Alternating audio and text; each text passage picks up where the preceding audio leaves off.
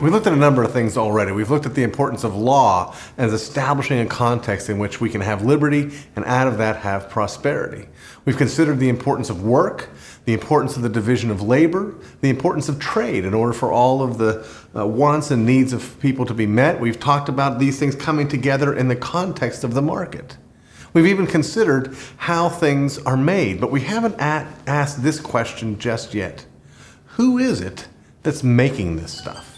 Who's going to make the decision to try to bring a good or a service, a product into the marketplace? Because honestly, there's some risk here. You have to be able to gather together and to coordinate land, labor, and capital to bring them together to create the products, hoping that people will want what it is that you're producing. Well, who does this? It's the entrepreneur. The entrepreneur is the fellow who brings together everything we need to create the product and bring it to market. Now, many of us have a sort of caricature in our mind of what an entrepreneur is. Pinstripe suit, very fast moving, very go-getter, living in the skyscraper and working in the big city. And certainly, some entrepreneurs live that way. But really, to understand what it is, we have to broaden our vision a little bit and realize that the entrepreneur, at the end of the day, is really anybody who has an idea, who has a goal of providing a good or a service, and who's willing to either start a company or acquire a company and be about the business of bringing this idea to fruition and bringing this product to market. There are a number of things the entrepreneur is going to need in order to be able to produce the goods they want to bring to market. One of those is capital. Erin Claire, if she wants to be able to bring lemonade into the marketplace, is going to need to accumulate capital. And she can do that either by saving or by borrowing. But she's going to need to get lemons in order to make lemonade. She's going to need to get tools in order to make lemonade. It all starts with capital, as you remember, one of the key elements for making us more productive and therefore increasing our wealth. Secondly, we're also going to need accurate information. She's going to need to know, how much am I going to be able to sell this lemonade for? How much is this lemonade going to cost to create? How many different customers can I expect to have? All of this kind of information, none of which can she necessarily know infallibly, but all of this information is going to impact the decisions that she makes. Should I buy organic lemons or non-organic lemons? Should I buy a hand squeezer or an electric squeezer? Should I set up my booth here? Should I set up my booth there? All of these are decisions that are going to be informed by the money structure, the pricing structure that she faces as she goes out into the marketplace seeking to sell lemonade. All of these things are going to inform her decision-making process, because we have to understand that at the end of the day, what the entrepreneur is managing more than even the means of production is risk. And in order to rightly manage risk, we need all the information we can possibly have. And when prices are determined by market forces, by supply and demand, then we're able to make accurate assessments with accurate information and therefore take calculated risks. We often wonder where jobs come from. The reality is that jobs come from businesses and businesses come from entrepreneurs. If you're drawing a paycheck, then the reality is that you're working for a business that was started by an entrepreneur or by many entrepreneurs. It could have been started last week, it could have been started 100 years ago, but all the jobs out there are born out of entrepreneurial vision and entrepreneurial work. Which means, friends, that the entrepreneur not only is the one who brings the product to the market, but the entrepreneur is also the source of the jobs. But it goes one step further, because when the entrepreneur is gathering together land and labor and capital, in order to get that labor, they pay the laborer. And so the entrepreneur is also the source of the income for the laborer when he comes to the market as a consumer. The reality is, whether we're drawing a paycheck, whether we're the head entrepreneur, all of us are both consumers and producers. What makes us more productive in our jobs is the right application of technology. I'm not sure we can overemphasize the importance of technology in the economic enterprise. Entrepreneurs are constantly thinking in terms of technology to invest in these tools that will increase our productivity, which will lower our costs for production, which will enable us to go to market and reach more people. Now, we need to understand something about technology. First, its source. It comes out of a Christian understanding of the world. Technology is the fruit. It really began to take off during the Middle Ages and even more in the Renaissance. It was the result of looking at the world from the Christian perspective, seeing the world as an ordered, rational, dependable, measurable place. That, in addition to the opportunity to go into markets, created the impetus to the technology.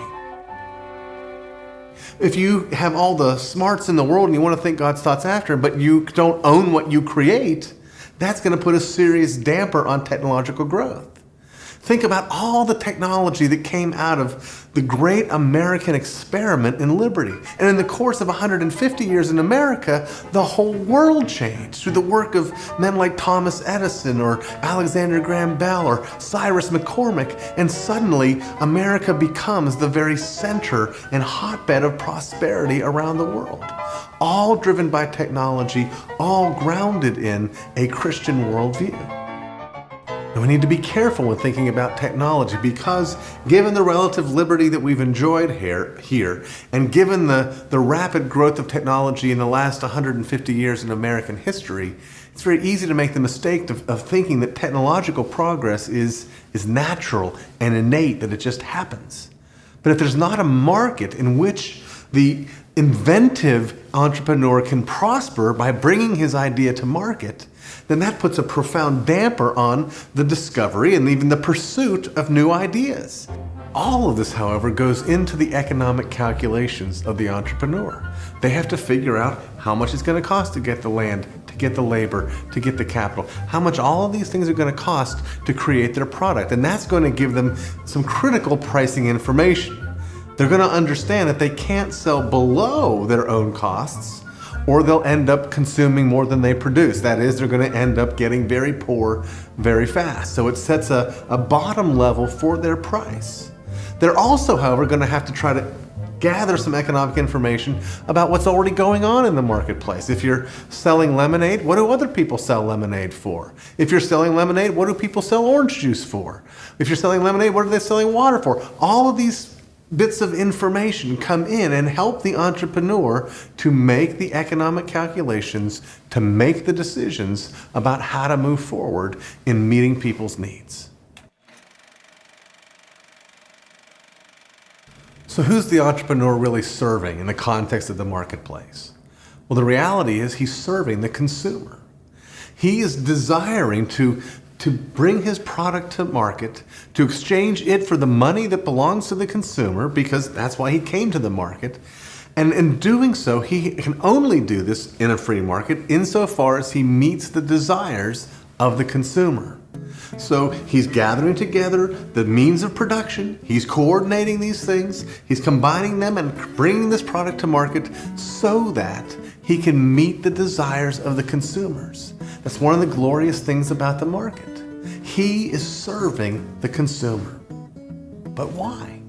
What motivates the entrepreneur to go into the service of the consumer? One of the primary motivations for the entrepreneur is the drive for profit.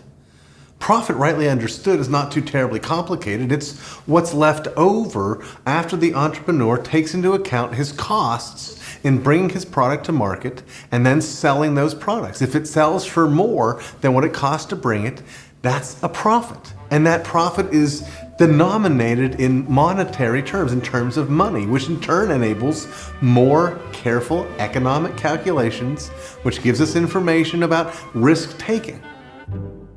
Now, one of the problems with profit is that some people talk about some profits as if there's something wrong with them, that they're profits that are too high. Well, one thing I've noticed about people who make that complaint is that typically they're complaining about other people's profits. They never have a profit that's too high. It's the other guy that has the profit that's too high. Well, that reminds us again of an important biblical economic principle, the 10th commandment. Do not covet. I've got some help for you on that whole coveting problem. If we understand profits and where they come from, suddenly they never seem obscene to us. Understand first this principle, that profit is the result in a free market of free trades. That is, I'm able to bring in more than my expenses because you valued the good higher than what it cost me to create it. Isn't that perfectly legitimate? It's a free trade. I don't stick a gun to somebody's head and make them buy my product. They trade me the money they trade me because they value it that much. That's a good thing. But there's a second factor as well. The entrepreneur is the one who takes the risk. The entrepreneur is the one who faces the possibility not of great profits, but of great losses. And so the folks who typically complain about obscene profits very rarely are willing to come alongside and do something about obscene losses. Sometimes businesses don't make it. Sometimes there aren't profits. And entrepreneurs end up losing their shirts, which is why they need a goad, a motive to take the chance to bring their product into the marketplace. That goad is the opportunity for profit. If you take that away, then you take away the motive for that which creates the products themselves, which creates the jobs, which creates the income. The person who's willing to take that kind of a risk, in my judgment, is worthy of reward if he's serving the consumer well in the marketplace. Is this fair? Yes, because consumers are voting with their own money and making the purchase. You do this yourself with every purchase you make. It's the best way to help the consumer. But you know, there's another great help to the consumer that flows out of the free market. Competition is one of the most potent forces unleashed by the free market. Remember that prices and profits provide information. When we see a company earning great profits, that alerts other entrepreneurs that here's an opportunity, and that creates competition. And competition, in turn, lowers prices. Remember the law of supply. If there's a demand here, and that demand is being met by, say, only one producer, and therefore they're making great profits, that means there's a reason and a way for another producer to come in competition, which in turn drives prices down. So competition also increases the ability of fulfilling the desires of the market and spreading prosperity farther and wider, all of which happens in the context of the market. Of course, we've been talking about a lemonade stand, but when we jump from the little world of the lemonade stand to the whole world of a national economy, the principles don't change.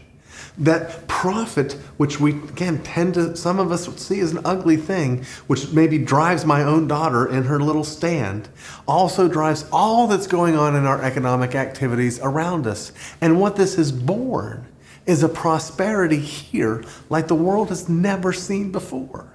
We don't see it because we live in the midst of it. But if we were to take a step back and look honestly and historically about where we are, think about this. Let's consider for a moment the lives of the richest men, of kings, just 200 years ago. If we were to look at how they lived their lives, the comforts that they enjoy, the goods and services that they enjoy, what we would find is that their life is actually comparatively paltry compared to your average middle-class person in the West in our own day. How have we gone to the place where the richest 1% did not live as comfortably than the average person in our culture in just that short amount of time?